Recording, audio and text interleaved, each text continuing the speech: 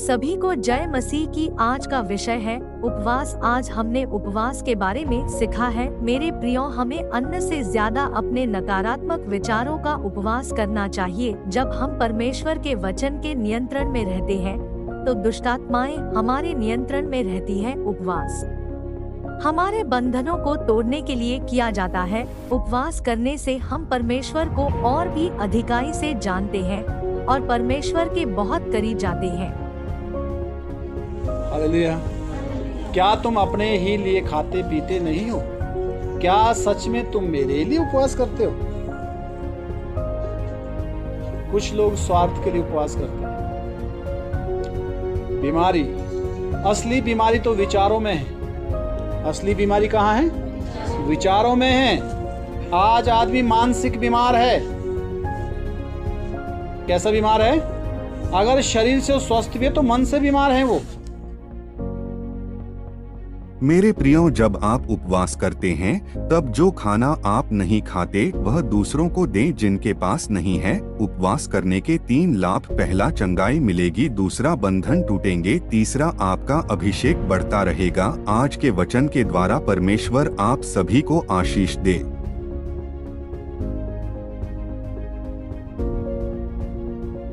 आमीन। आइए हम कुछ वचन से देखते हैं। जकरिया की पुस्तक अध्याय 7 का 4 से 6 तक पढ़ेंगे। जकरिया की पुस्तक अध्याय 7 4 से 6 तक वचन हम पढ़ेंगे। देखिए, एक पढ़ेगा, अगला तैयार रहना चाहिए। बुला बुला के करना अच्छी बात नहीं है। इसका मतलब फिर आपको शौक नहीं है। हालेलुया। कुछ जिनको पता है कि मेरा नाम लिया जाएगा वो तो पहले ही तैयार रहे। जिनको ये पता है कि मेरा नाम लिया जा सकता है वो पहले ही तैयार रहे। आमीन। फिर उसका नाम लेने से अच्छा है कि वो पहले अपने आप ही जो है वचन पढ़ने के लिए आगे आ सकते हैं। जकरिया 7 अध्याय, आगे आगे आगे इधर आना है। इसके बाद एक एक वचन अलग अलग व्यक्ति पढ़ेगा। थोड़ा पीछे को जा, क्या नाम? अच्छा, जकरिया अध्याय 7 का 4 से 6 वचन हम पढ़ेंगे। तब सेनाओं के यहोवा का यह वचन मेरे पास पहुंचा। हाँ। सब साधारण लोगों से और याजकों से कहे कि जब तुम इन 70 वर्षों के बीच 5वें और 7वें महीने में उपवास और विलाप करते थे, तब क्या तुम सचमुच मेरे ही लिए उपवास करते थे? हाँ, पहले तो परमेश्वर पूछता, क्या सचमुच तुम मेरे ही लिए उपवास करते थे? आगे, जब तुम खाते पीते हो तो क्या तुम अपने ही लिए नहीं खाते और क्या अपने ही लिए नहीं पीते हो? 6 हो गया, आगे बोलो। हालेलुया। क्या तुम अपने ही लिए खाते पीते नहीं हो? क्या सच में तुम मेरे लिए उपवास करते हो?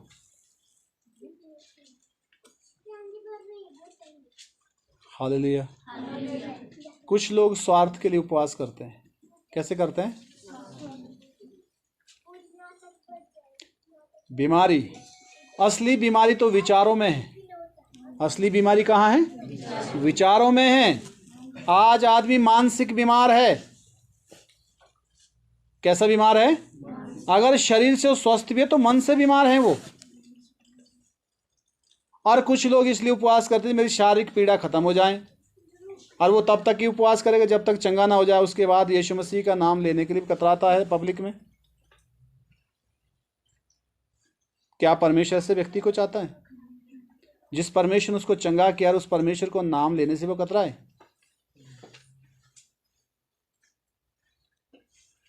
हालेलुया। नेक्स्ट वचन पढ़ेंगे। योएल, कोई और पढ़ेगा इसको? बच्चे बैठ जाओ।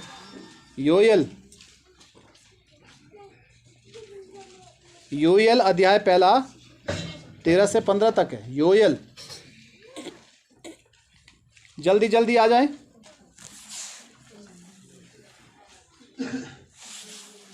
योएल 1 अध्याय 13 से 15।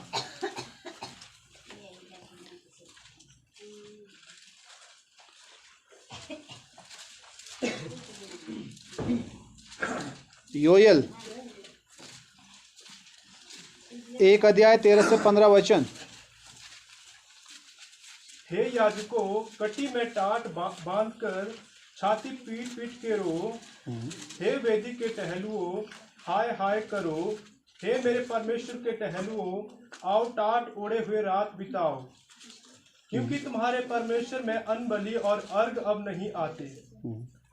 उपवास का दिन ठहराओ, महासभा का प्रचार करो, पुरनियों को वरन देश के सब रहने वालों को भी अपने परमेश्वर यहोवा के भवन में इकट्ठा करके उसकी दुहाई दो।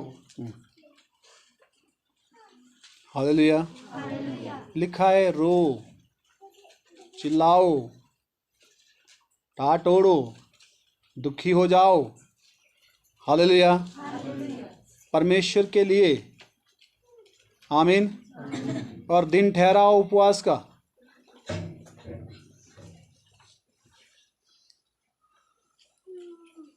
हालेलुया।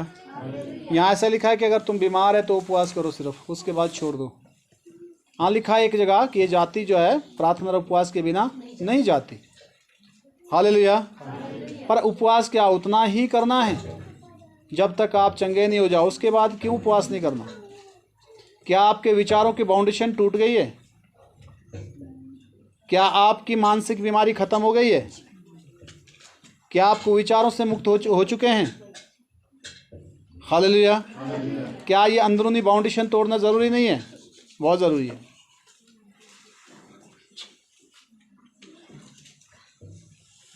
हालेलुया। उपवास, एक दिन उपवास के लिए ज़रूर ठहराओ। मैं तो कहता हूँ कि सप्ताह में एक बार उपवास करना चाहिए, परंतु उस उपवास में आपको ध्यान देना है। वो उपवास आपकी एक शुरुआत ही है कि आप अपने आप पे पूरा ध्यान रखें, अपने आप पे पूरा कंट्रोल रखें, अपने विचारों के ऊपर पूरा काबू रखें, अपनी ज़बान के ऊपर पूरा काबू रखें, अपनी आँखों की दृष्टि के ऊपर पूरा काबू रखें। उससे आपका जो है हो जाएगा, क्या नाम, एक आदत हो जाएगी। पूरा दिन आप रेस्ट में बैठे, बाइबल पढ़े, भजन गाएं, प्रार्थना करें।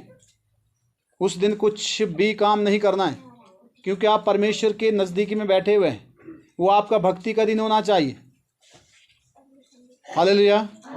अगर उस दिन आपके मुंह से गाली आ गई, अगर उस दिन आपने किसी के दिल को दुखा लिया, अगर उस दिन जो है आपने किसी के विरुद्ध बोल दिया, या उस दिन आपने किसी की निंदा कर दी, किसी के लिए आपको ईर्ष्या की भावना आ गई, किसी भी तरह का जो है आपने जो भी जो है आपके अंदर कोई ऐसा शैतानी या शारीरिक जो भी भावना आ गई, तो ये ज़रूरी है कि आप उससे लड़ें। आपको उस दिन प्रॉपर चेक करना है कि आपकी सोच में क्या चल रहा है, आप किसके विरुद्ध सोच रहे हैं, आपकी सोच में जो है क्या क्या परेशानियां हैं। आप उस दिन आपका उन चीज़ों को काउंट करने का समय होना चाहिए। उस दिन आपको जो है उन चीज़ों पे ध्यान देना है कि आपके अंदर कौन सी मेंटलिटी है, आप कौन सी विचारधारा में जी रहे हैं। वो समय आपके अंदर सर्च करने का होना चाहिए। उसमें प्रॉपर आपके ऊपर ही सर्च आपका होना चाहिए। प्रभु के नज़दीकी में बैठकर आपको प्रायश्चित करना है हर एक उस विचार के लिए जो आपको परमेश्वर से दूर करता है। बैठ जाइए। हालेलुया। हाँ, नेक्स्ट अगला योएल में ही है, 2 का 12 पढ़ेंगे। 13 से 15 था, 2 का 12। अगला पढ़ने वाला जल्दी आइए। इसी में योएल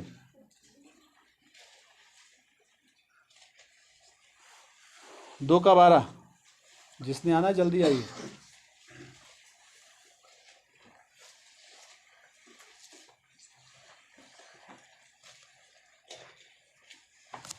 तो भी यहोवा की यह वाणी है, अभी भी सुनो, उपवास के साथ रोते पीटते अपने पूरे मन से फिरकर मेरे पास आओ। हाँ, पूरे मन से फिरकर मेरे पास आओ। उपवास का मतलब ये है, यहोवा की ये वाणी है, रोते पीटते हुए मेरे पास लौट आओ पूरे मन से। कैसे लौट आओ? आधे मन से, पूरे मन से लौट आओ, लिखा है मेरे पास।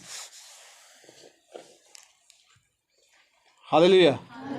जब मैं उपवास करता था, जब मैं बीमार था, उस समय की मैं आपसे बात करता हूँ, मैं बहुत रोया करता था। अकेले कमरे में खूब रोता था, प्रभु मुझे इस बीमारी से, इस पीड़ा से बाहर कर दे। हालेलुया। पूरे दिन भर बैठ के वचन पढ़ना, प्रार्थना करना, वचन पढ़ना, प्रार्थना करना, भजन गाना, ये सारा मेरे लिए पूरे दिन। और शाम को बैठ के प्रभु मुझे इस चीज़ से मुक्ति चाहिए, ये पीड़ा सहन से बाहर है। हालेलुया। क्या आपने कभी प्रभु के सामने आंसू बहाया?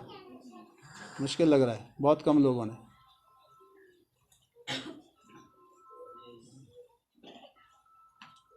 फोन पे ध्यान दो जी। हालेलुया। जब आपके आंसू अपने लिए नहीं आ रहे हैं, आपके आंसू दूसरे के लिए कहाँ आएंगे?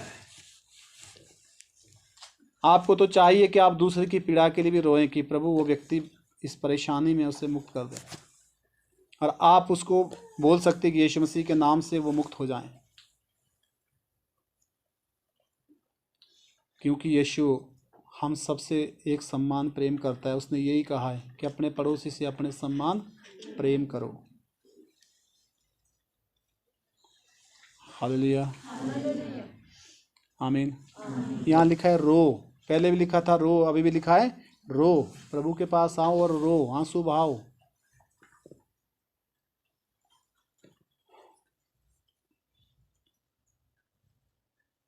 आमीन। प्रार्थना आपने कहाँ करना है? अकेले कमरे में जाके। लिखा है कि द्वार बंद करके अपनी कोठरी में जा, गुप्त में प्रार्थना कर, ताकि तेरा पिता जो गुप्त में देखता है तुझे प्रतिफल देगा। आप जब उपवास में हो तो अलग कमरे में जाइए, कुंडी लगाइए कि इधर इस साइड जो है जहाँ कोई नहीं होगा, आप कोने में जाके बैठ के घुटने पर आके प्रार्थना कीजिए, रोइए, खूब गिड़ाइए प्रभु के पास जाके। परमेश्वर आपको अवश्य छुटकारा देगा। पास्टर के भरोसे मत बैठिए, पास्टर खुद भी परमेश्वर के भरोसे हैं। ये बात अलग है कि आप पहली बार आके पास्टर के प्रार्थना से चंगे हो जाते हैं, पर रोज़ ही आपको जो है ना दूध नहीं मिलेगा। दूध बच्चे को तभी मिलता है जब वो 1.5 साल का या 2 साल तक का होता है। उसको उम्र भर दूध नहीं पिलाती माँ उम्र भर दूध पिलाएगी? जब तक बूढ़ा न हो तब तक उसको दूध पिलाती रहेगी वो? बाइबल में लिखा है कि समय के अनुसार तुम्हें गुरु होना चाहिए था, पर तुम आज भी दूध ही पीते हो, जबकि तुम्हें अन्न खाना चाहिए था। हालेलुया। आप साले मत गिनिए, आप साले मत गिनिए कि हमारी इतनी साले हो गई है। आपने कितनी बार पेपर दिया आपकी क्लास की, आप क्लास गिनिए। आप कौन सी कक्षा में जा चुके हो? प्रभु में जन्म लेना है, जन्म लेने के बाद बढ़ना भी तो है, नहीं बढ़ना है, बच्चे बने रहना है। आज तक लोगों को बच्चे बनने में शौक है। 8-8, 10-10 साल पुराने विश्वासियों को अगर प्रार्थना के लिए खड़े उठाया जाएगा तो मुझे पता है वो प्रार्थना नहीं कर पाएंगे, क्योंकि कभी जोर से प्रार्थना की नहीं, कभी अकेले प्रभु के साथ बैठे नहीं, कमरे में कभी जोर जोर से चिल्लाए नहीं अपने रूम में, तो कहाँ से प्रार्थना करना आएगा? हालेलुया। और शैतान भी चाहता है कि तुम भोले बने रहो, शैतान भी चाहता है कि अज्ञानी बने रहो, शैतान भी चाहता है कि जो है तुम जो है अनजान बने रहो, ताकि आसानी से पकड़ में आ जाओ। हालेलुया, आमीन। नेक्स्ट वचन, यशाया की पुस्तक अध्याय 58 पढ़ेंगे। 3 से 12 तक है ये 58 का। यशाया की पुस्तक अध्याय 58 हम 3 से 12 तक देखेंगे।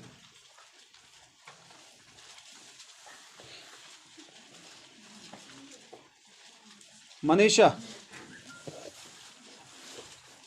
यशाया 58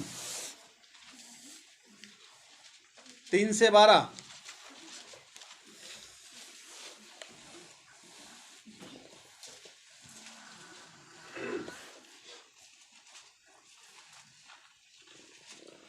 यशाया 58 का 3 से 12। वे कहते हैं, हाँ, क्या कारण है कि हमने तो उपवास तो रखा, परंतु तूने इसकी सुधि नहीं ली। हाँ, वो पूछते हैं परमेश्वर से, क्या कारण है हमने उपवास तो रखा, पर तुमने तो परमेश्वर तेने तो हमारी सुधि नहीं ली। लोगों के पास शिकायत है, हमने उपवास तो रखा,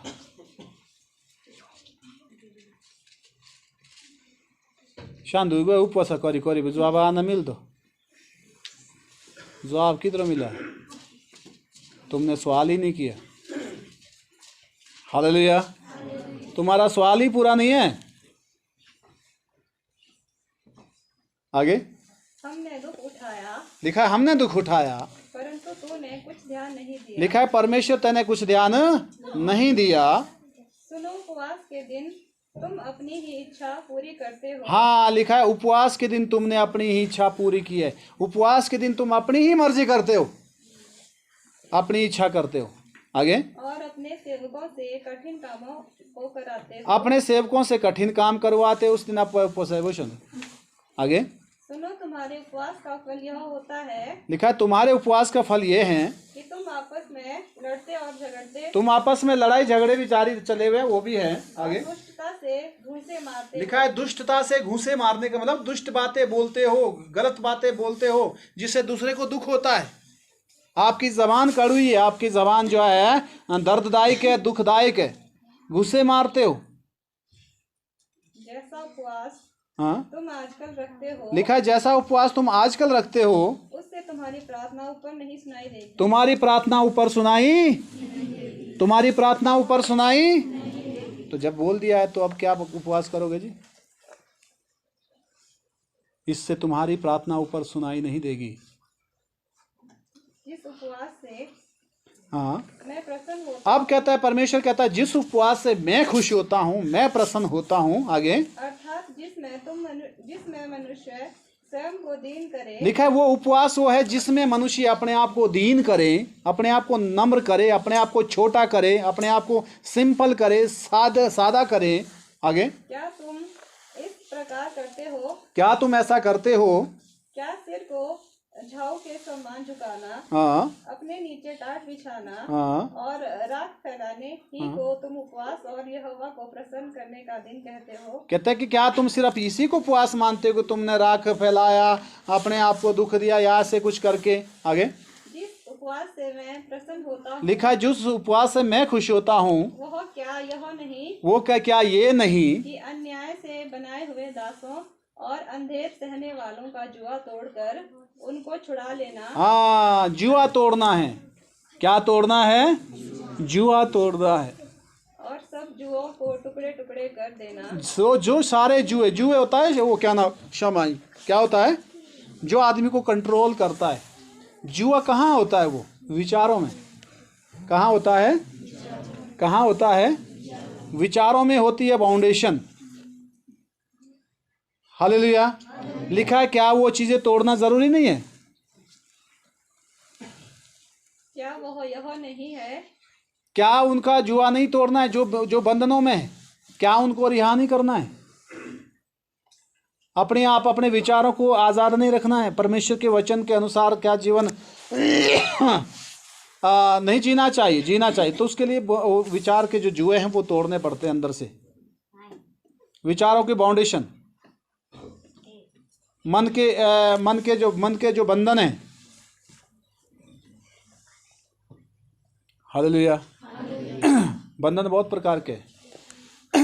डर भी एक बंधन है। डर क्या है? बाउंडेशन है। हालेलुया। लालच भी एक बंधन है जो विचारों में पनपा हुआ है, जो आदमी को बाउंड कर रहा है। बहुत सारे बंधन और है। हालेलुया।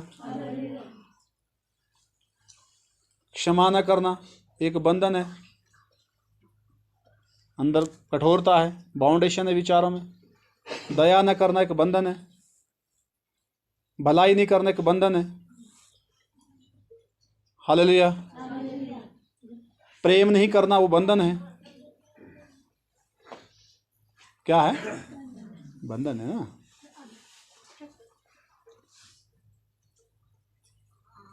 हालेलुया। क्रोध भी एक बंधन है। पर आज सेबू छला और रुकना को सेरी जवाब देना। हालेलुया। बहुत सारी बंधन है। और उस बंधन में आदमी एक बार पड़ गया तो उसी बाउंडेशन में रहता है, और परमेश्वर चाहता है कि उसे आज़ाद किए जाए। सबसे पहले हमें परमेश्वर से खुद आज़ादी अपने लिए जो है हासिल करनी, मांगनी है, और अपने बाउंडेशन को स्वयं यीशु के नाम से तोड़ने हैं प्रार्थना में बैठकर। जब आप अपने बाउंडेशन को तोड़ेंगे, हालेलुया, आप मुक्त हो जाओगे तो आप दूसरे को अवश्य मुक्त कर पाओगे। जो अपने ऊपर कंट्रोल नहीं कर सकता उसके कंट्रोल में दुष्ट आत्माएं कभी नहीं होती। आपके विचार अगर आपके कंट्रोल में है तो दुष्ट आत्मा भी आपके नियंत्रण में है। वो आप परमेश्वर के वचन के नियंत्रण में रहेंगे तो दुष्ट आत्माएं आपके नियंत्रण में रहेगी। बोलो, परमेश्वर के वचन के नियंत्रण में जब मैं रहूंगा तो दुष्ट आत्मा मेरे नियंत्रण में रहेगी। आप उसको बाउंड कर सकते हो। हालेलुया, समझ आ रही बात? आमीन। दुष्ट आत्मा को नियंत्रण में रखने के लिए आपको पहले क्या करना पड़ेगा? अपने आप को परमेश्वर के वचन के नियंत्रण में लाना पड़ेगा। आप यही हो, इधर ध्यान दो। परमेश्वर के वचन के नियंत्रण में आप रहेंगे तो दुष्ट आत्मा आपके नियंत्रण में रहेगी। ये बात पक्की है। सिर्फ एक चीज के लिए नहीं कि आप एक गुनाह नहीं करेंगे, वो भी जो दूसरे कर रहा है कि मैं तो ऐसा करता ही नहीं, मैं ऐसा करते, क्या और गुनाह नहीं है? क्या उनको धार्मिकता का नाम दिया जाएगा? हालेलुया, आमीन। तो उपवास बंधन को तोड़ने के लिए किया जाता है। उपवास बंधन को तो बंधन किससे तोड़ने हैं? किससे तोड़ने हैं?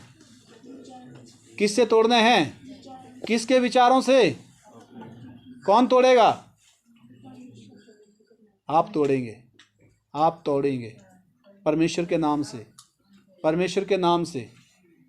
हालेलुया। एक बारी कहना थी अगिन प्रार्थना कर रहे थे, उन्होंने 150 बारी बाइबल पढ़ा है। कितना पढ़ा है? 150 बार बाइबल का अध्ययन किया उन्होंने, पर यीशु मसीह ने दर्शन दिया, वो बात कर रहा था जो उसने पढ़ा ही नहीं। 150 बारी बाइबल का ध्यान करने के बाद भी वो बात नहीं पढ़ी। बताइए,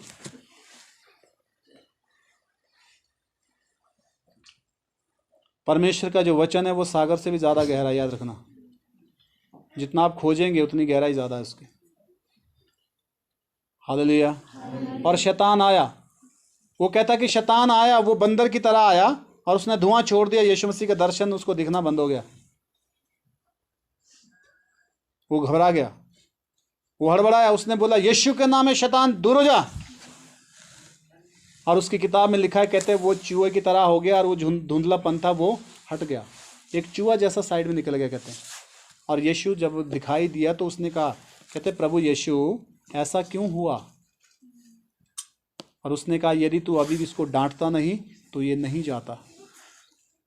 क्यों? क्योंकि मैंने अधिकार तुझे दे दिया है, मैंने अधिकार तुझे दे दिया है।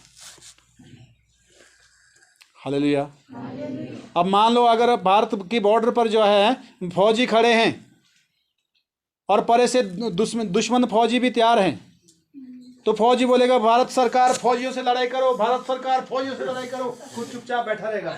लड़ाई हो जाएगी, लड़ाई हो जाएगी, क्योंकि मैं सरकारी आदमी हूँ। सरकार जी लड़ाई करो, सरकार जी आओ, हो जाएगा सर। आज ऐसा कर रहे विश्वासी,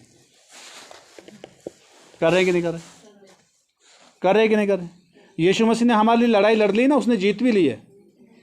हमको फौज में भर्ती कर दिया गया, मसीह फौजी। हम आत्मिक फौजी है, हमें किसी मनुष्य से लड़ाई नहीं है।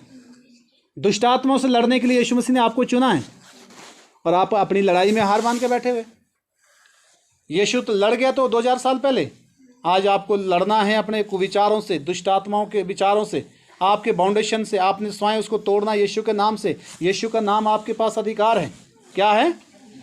उस नाम से, उस अधिकार से आप फाउंडेशन को तोड़ सकते हैं, अपने को रिहा कर सकते हैं, दूसरे को रिहा कर सकते हैं, परमेश्वर के वचन से, अधिकार से। परंतु आप बोलते हैं यीशु मसीह तू कर, वो कहता है मैंने कर दिया हुआ है बेटे, मैंने कर दिया है। Hallelujah, hallelujah. समझ आ रही बात? अपनी पहचान रखो, अपनी अहमियत समझो। आप प्रभु में कौन हो? आप प्रभु में, संसार में तो आप लोगों की दृष्टि में जो हो वो हो, उससे कोई फर्क नहीं पड़ता, परंतु आप प्रभु में कौन हो इस बात की तो आपको जानकारी होनी चाहिए। आपको पता ही नहीं कि आप प्रभु में कौन हो। बोलो, मैं प्रभु में विजयी हूं, मैं प्रभु में परमेश्वर के संतान हूं, मैं प्रभु में चुना गया हूं, छुड़ाया गया हूं, बचाया गया हूं, मेरे गुनाह क्षमा कर दिए गए हैं, मैं विजयी हूं, यीशु के नाम में आज़ाद हूं। तो बोलने से थोड़ी होगा, तो सोचना पड़ेगा ना, आपको दिमाग में रखना पड़ेगा कि आप आज़ाद हो। प्रार्थना करेंगे, आप उपवास करेंगे, प्रभु के साथ बैठेंगे तो आपकी सारी बातें क्लियर हो जाएगी आपके दिमाग में। आप बेचारे नहीं बन करेंगे। हालेलुया, आमीन। आप बूढ़े होते तक जो है आप रोज ही मुंडा डास दले, तब औरों के लिए प्रार्थना कब करेंगे? बताइए। शैतान तो चाहता है कि आप ऐसे ही रहो, आप ज्ञान में बढ़ो ही नहीं, आप भक्ति में बढ़ो ही नहीं, आप प्रभु के नज़दीकी में जाओ ही नहीं। वो तो यही चाहता है, आप संसार में भटकते रहो, आप दुनियावी बातों पर ज़्यादा ख्याल रखो, आप हमेशा बीमार रहो, पीड़ित रहो, दुख में रहो, परेशानी में रहो, आप कभी आनंद ना उठाओ। तो बीमार कलीसिया, कैसी कलीसिया? बीमार कलीसिया देखना चाहता है शैतान, परंतु परमेश्वर ने स्वस्थ कलीसिया बनाई है। कैसी बनाई है? स्वस्थ कलीसिया। तो स्वस्थ होने के लिए आपको जो है ये जो उपवास की जो बात कही है इसके महत्व को समझना है। और उपवास करना कैसे? लोगों की बातों पे मत जाना, जो हमारा 40 दिन और उपवास चलो कि ये 500 से हो थे हुआ ठीक, क्या मजाक बनाया लोगों ने, मुझे समझ नहीं आता। पूरा पता है ही नहीं है, किसी ने बोल दिया चल पड़े। हालेलुया। बाइबल क्या कहती है उपवास के बारे में? अकॉर्डिंग टू वचन के अनुसार, यानी कि समझ आ रहा है? जिनको समझ आ रहा बोले हालेलुया, जिनको समझ नहीं आ रहा बोले हालेलुया। आ भी रहा है, कुछ को नहीं भी आ रहा है। हाँ, पूरा करिए बच्चे इसको। क्या वो यह नहीं है कि अपनी रोटी भूखों को बांट देना? क्या वो ये नहीं है कि अपनी रोटी भूखों को बांट देना? जिस दिन आप खाना नहीं खाते उस खाने को अलग रखिए। आप उपवास में हो ना, जिस दिन आप उपवास में हो उस उतना राशन आप अलग रखिए। अगर आप हफ्ते में जो है महीने में 4 बार उपवास करते हो, 4 डंक की रोटी आप अलग रखिए और उसको उस जगह दो जो भूखे लोग हैं।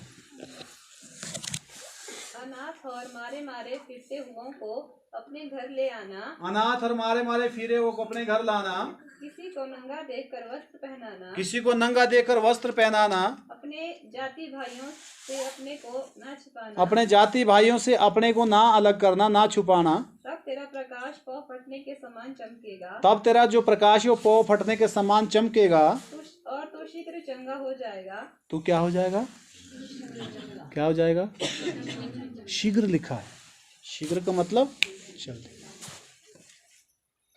तेरा धर्म तेरे आगे आगे चलेगा, तेरा धर्म तेरे आगे आगे चलेगा। यहोवा का तेज तेरे पीछे रक्षा, परमेश्वर का तेज प्रकाश तेरे पीछे पीछे तेरी रक्षा करते हुए चलेगा। तब तू पुकारेगा, तब तो जब वो आवाज देगा प्रभु को, और यहोवा उत्तर देगा, परमेश्वर उत्तर देगा, तू दुहाई देगा, तू दुहाई देगा, वह कहेगा वो बोलेगा मैं यहाँ हूँ, मैं यहाँ हूँ। परमेश्वर बोलेगा मैं यहाँ हूँ बेटे, घबरा मत। यदि तू अंधेर करना ना, अब क्या लिखा? यदि तू अंधेर करना और उंगली उठाना, और क्या उठाना? याद रखना, अंधेर करना, ना इंसाफी करना किसी के साथ। और दुष्ट बातें, रुक जाइए, अंधेर करना, बोलो अंधेर करना। अंधेर करना क्या होता है? ना इंसाफी करना। जो गरीब है, जो जो जो जो जो जो बेचारे अनपढ़ हैं, या जो बुजुर्ग हैं, या जो बच्चे हैं, या जो लाचार है, या जो बेसहारा है, लिखा है उनके साथ अन्याय करने को बोलते हैं अंधेर करना। ज़ारा कोई और नहीं, जो आराम से आपको जो है ठगने के लिए पड़ जाते हैं। लिखा है अगर तुम उनसे अंधेर करना ना छोड़ो तो तुम भी बचोगे नहीं। लिखा है तुम अंधेर कर, जब तक तुम अंधेर करना और अंगुली दिखाना। क्या उठाना, पढ़िए। और अंगुली उठाना। क्या उठाना? कैसे अंगुली उठाना? ये ऐसा है, ये बड़ा गंदा है, ये बड़ा खराब है। ये कौन कौन? ये आदत है लोगों की, ये आदत है। ये क्या लिखा है? अंगुली, अंगुली, किसी पर अंगुली उठाना। किसी पर अंगुली उठाना का मतलब क्या है? किसी की बदनामी करना, किसी को दोषी ठहराना, किसी की आलोचना करना। हालेलुया। किसी को दोषी ठहराना, किसी की बदनामी करना, किसी का पुराज लगाना अपनी भाषा में, हैं? हालेलुया। लिखा है अंगुली उठाना और अंधेर करना, और क्या है? और दुष्ट बातें बोलना, और गंदी गंदी बातें बोलना, बुरी बुरी भाषा, बुरी बुरी बातें बोलना। जब तक तुम जो है अंधेर करना, अंगुली उठाना और बुरी बातें बोलना, आगे छोड़ दे। जब यदि तुम उनको छोड़ दें, क्या छोड़नी? 3 बातें। पहली बात, दूसरी बात, तीसरी बात। इसका मतलब समझ गए? लोग उपवास करते हैं जी, मैं 40 दिन का उपवास है जी, 100 दिनों खराब आदमी, सेवता बड़ो गांधो, सी थी बड़ी खराब, तियारा मुँह पठे हो। तू कैसी करा है? तियारा ठेव तेरे किस काम का हो? अपना ठेव किया कभी? नहीं किया। हालेलुया। अंधेर करना, अंगुली उठाना और दुष्ट बातें बोलना, ये 3 लिखा है। जब तक उनको ना छोड़ेंगे तुम, तब तक नहीं सुनी जाएगी। तब तक आप रोज भूखे रहो, खूब कमजोर हो जाओ, बीमार पड़ जाओ। भूखे रहने की बात नहीं है यहाँ पर, यहाँ उचित उपवास वाली बात है। क्या है? और इन 3 चीजों को याद रखना। आगे क्या लिखा है? उदारता से भूखे की सहायता करे। उदारता से भूखे की सहायता करे। कैसे सहायता करे? उदारता से भूखे की सहायता करे। हालेलुया। देखिए, भूखे आजकल पाखंडी भूखे भी होते हैं। कैसे भूखे होते हैं? उनको काम करने के लिए बिल्कुल आलस लगता है। मोटे तकड़े खूब नाए अटे गटे धान मांग रहे चले होते जी, और शाम को जाके 5 स्टार होटल में नहा धो के कपड़े पहन के खूब जो है खाना, शराब पानी पीते हैं खूब। काल दोती कर ऐसे जो काम। एक भाई को पूछा मैंने, मैं कहा तू क्यों भागा अमृतसर? कहते भाई मेरे तो मजे थे। बोला क्या? बोले 2 टूट तू गार ले तू वहीं थक वो से। कहते शाम तक नोट के ढेर लाभियाली 2 ये ना है तो भीड़ा तो जुड़ के बस शाम को खूब फिल्म वगैरह देखने, खाना पीने, बुझ दिन से जो काम है। उसने बहुत समय बिताया अमृतसर में। तो उसका तो बिजनेस था वो ना, घर आता दे फिर वहीं पक्का आता थका तो वो पूरे दिन। हालेलुया। आपको वो चेक करना है, क्या वो सच में परेशानी विपत्ति में है? उदारता से लिखा है भूखे के लिए। खाना तो खिला ही सकते हैं, उससे कोई दिक्कत नहीं है। हालेलुया।